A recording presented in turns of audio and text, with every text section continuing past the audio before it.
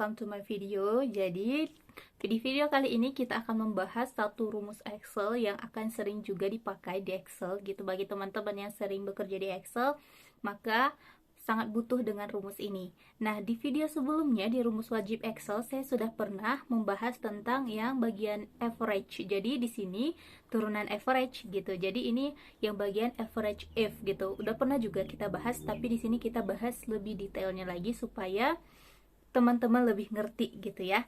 Jadi di sini sudah ada data ya. Sudah ada data. Di sini saya punya data nama murid, setelah itu jenis kelamin dan nilai gitu.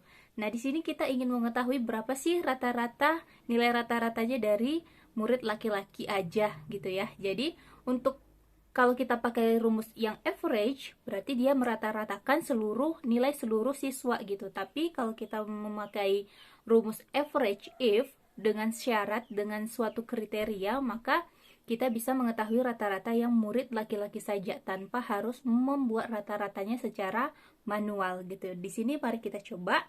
Di sini kan tadi sudah punya rumus, sudah punya data ya gitu. Nah, kita coba untuk mencari nilai rata-rata dari murid laki-laki saja.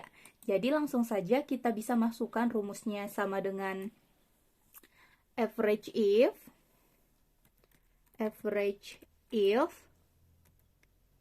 setelah itu, di sini dia meminta range. Jadi kita mau mengetahui dari kolom yang mana nih, yang si jenis kelamin laki-laki tadi. Berarti kita pakai yang kolom jenis kelamin. Kita blok yang dari bagian Andia sampai ke Juwita. Nah, setelah itu dia di sini meminta kriteria. Sebelum kita masuk ke kriteria, kita klik F4 supaya mengunci rumus dari si kolom jenis kelamin tadi gitu ya. Jadi kalau ketika kita tarik rumusnya, maka dia nggak akan bergeser. Jadi kita klik yang F4 untuk mengetahui, untuk mengunci rumus tadi gitu. Jadi tandanya F4 itu sudah aktif, berarti dia ada logo dolar nih di rumus kita, di formula kita ada logo dolarnya gitu.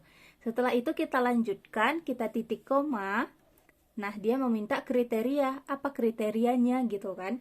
Nah, kita ingin tadi mengetahui nilai rata-rata yang laki-laki saja. Maka kita bisa ketik, kita buat tanda petik, terus kita masukkan laki-laki.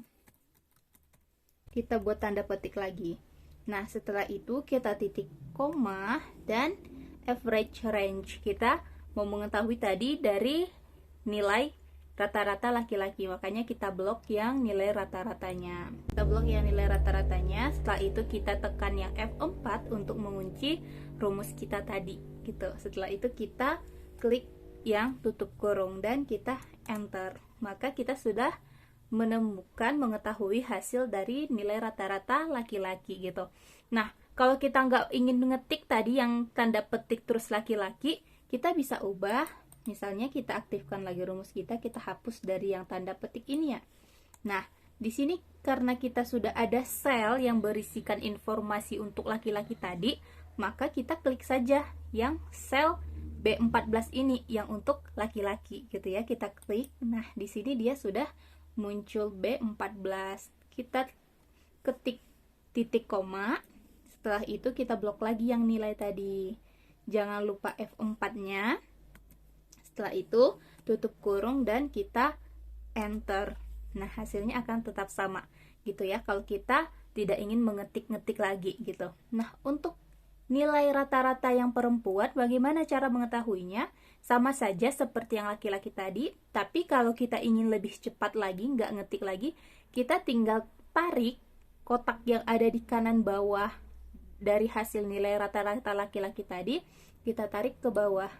Nah, jadi kita mengetahui nilai rata-ratanya yang perempuan saja. Itu tadi fungsinya yang F4 tadi. Jadi ketika kita tarik dari nilai rata-rata laki-laki ke perempuan, dia tidak akan bergeser gitu. Jadi, untuk mengetahui sebuah nilai dengan suatu kriteria, maka kita pakai dengan rumus if. Tapi kalau kita hanya ingin mengetahui yang nilai keseluruhan, rata-rata keseluruhan, kita bisa pakai yang average. Tapi kalau kita ingin pisahin nih antara laki-laki dan perempuan atau dengan suatu kriteria, maka kita bisa pakai yang average if. Nah, itu untuk video kali ini.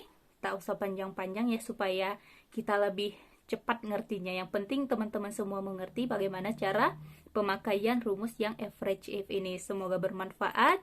Terima kasih sudah menonton video ini sampai habis. Jangan lupa di subscribe. Jika ada pertanyaan silahkan di komen, like, dan di share.